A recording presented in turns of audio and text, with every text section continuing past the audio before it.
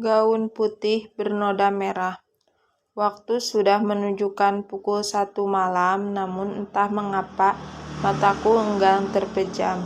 Kubuka kembali tirai jendela kamarku. Remang-remang bulan dan pohon rambutku di depan rumahku menghiasi malam itu. Walaupun begitu sunyi, namun seakan-akan pohon rambutan itu gelayunan makhluk-makhluk putih sambil tersenyum padaku.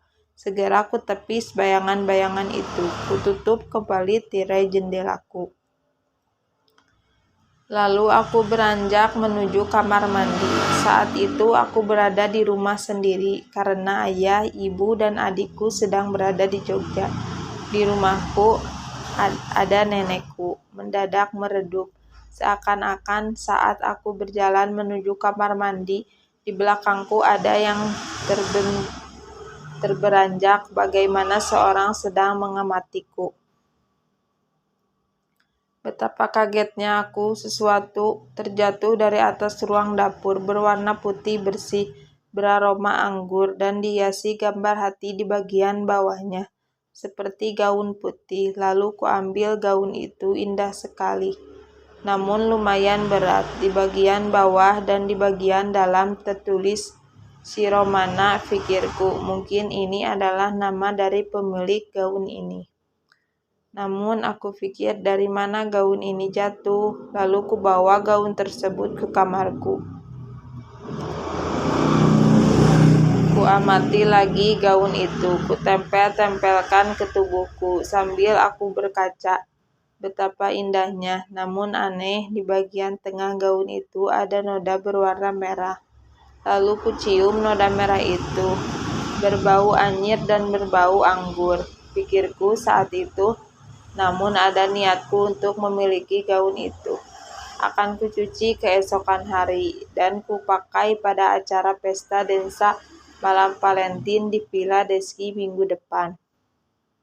Pasti aku akan kelihatan cantik jika aku mengenakan gaun itu.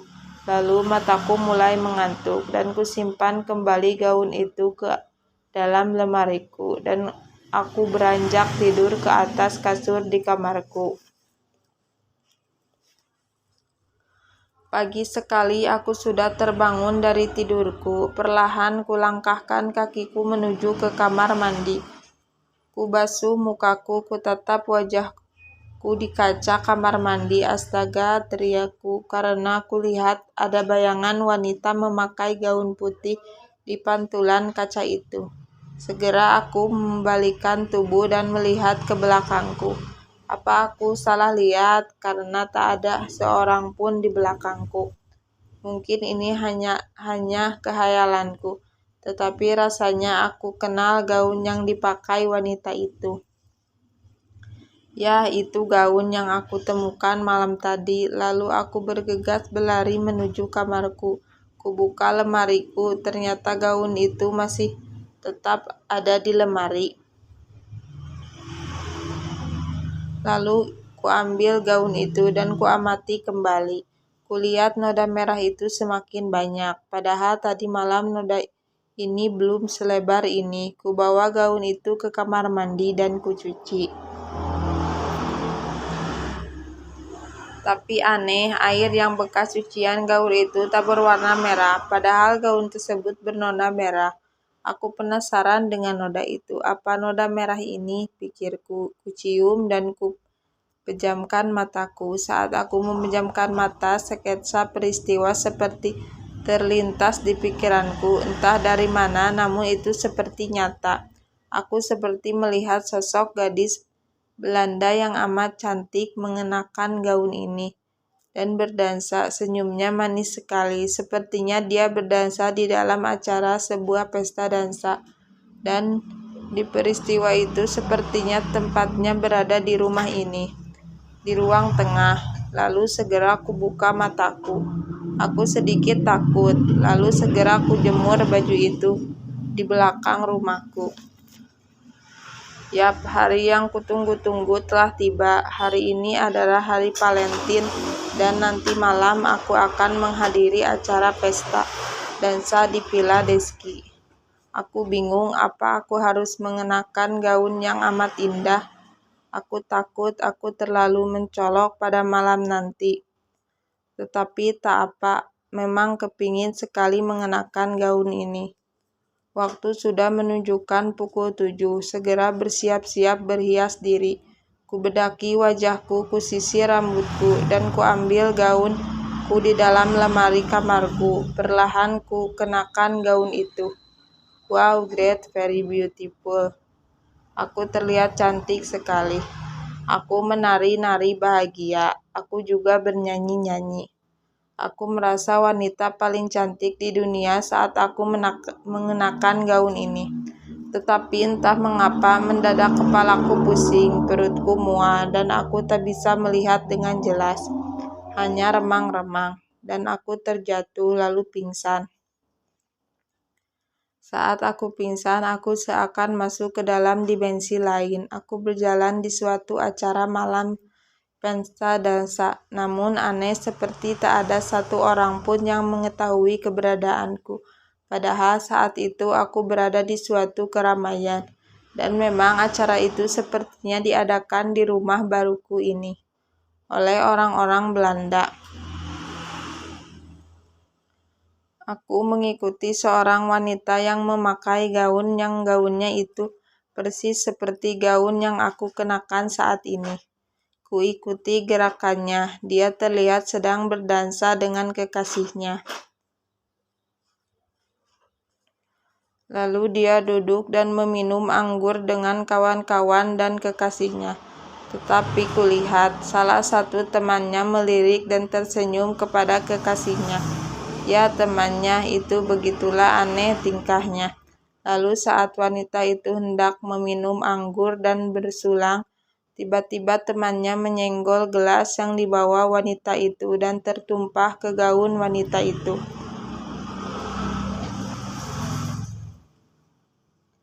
Dan aku juga melihat kekasihnya mengajak wanita itu ke dalam kamar. Tetapi sungguh aneh, teman wanita tadi mengikuti gerak mereka berdua ke dalam kamar, dan saat kekasihnya membaringkan dia ke ranjang, tiba-tiba aku menjerit. Wanita itu ditusuk pisau oleh kekasihnya sendiri. Lalu temannya itu segera memunculkan diri dan meludahi wanita yang tak berdaya tadi. Kulihat noda anggur tadi sudah tertumpuhi noda oleh merah darah. Perlahan wanita itu lemas dan tewas. Ingin ku bantu wanita tadi, tetapi aku tak dapat menyentuhnya. Lalu mayat wanita itu disembunyikan dan dikubur oleh mereka di dekat pohon rambutan yang ada di depan rumah. Namun sebelumnya mereka mengubur mayat itu, kulihat gaun yang dikenakan wanita tadi dilucuti dan diambil oleh temannya. Mereka tertawa, betapa kejamnya, pikirku. Kekasih tega membunuh demi berselingkuh dengan kekasih sahabatnya sendiri. Lalu aku terbangun. Aku merasa sedikit pusing. Saat aku terbangun, kulihat remang-remang ada sosok bayangan. Ya, aku kenal bayangan itu. Itu adalah wanita yang ada di mimpiku. Tadi dia menatapku seperti dia ingin aku mengikutinya. Lalu kuikuti wanita tadi. Sepertinya dia menuju ke arah pohon rambutan yang ada di depan rumah itu. Sampai di sana dia mengembalikan tubuhnya dan menatap ke arahku. Dia tersenyum lalu tangannya menunjuk ke arah gaun yang aku kenakan saat itu. Lalu menunjuk ke arah tanah tempat mayatnya dikubur. Ya, aku mengerti. Mungkin dia memberi kode untuk menguburkan gaun itu ke dalam kuburannya. Kau ingin gaun ini aku kuburkan dalam sini? Tanyaku sambil menunjuk ke roh kuburan itu. Kulihat dia mengangguk, lalu aku bergegas menuju kamar. Kulucuti gaun itu dan aku kuburkan ke dalam tanah tadi. Dan kutimbun kembali. Tiba-tiba wanita itu muncul kembali dan dia sepertinya meneteskan air mata dan tersenyum padaku. Kulihat ia terbang ke atas langit. Ia semakin tinggi, lalu ia sirna. Kupikir pasti dia sudah tenang. Aku merasa bahagia. Lalu aku kembali menuju ke rumah. Saat aku menutup pintu, tiba-tiba mobil ayahku datang. Ternyata mereka sudah pulang dari Jogja. "Fiona, ini Mama bawakan oleh-oleh. Sini sayang." "Ya Ma, apa itu?" "Ini sayang, gaun putih indah kan?" Betapa kagetnya aku, gaun itu mirip sekali dengan gaun si Romana. Aku tersenyum, kucium gaun itu lalu kuangkat. "Ya Ma, bagus sekali. Aku suka gaun ini, namun tak terbau anggur," ucapku saat itu.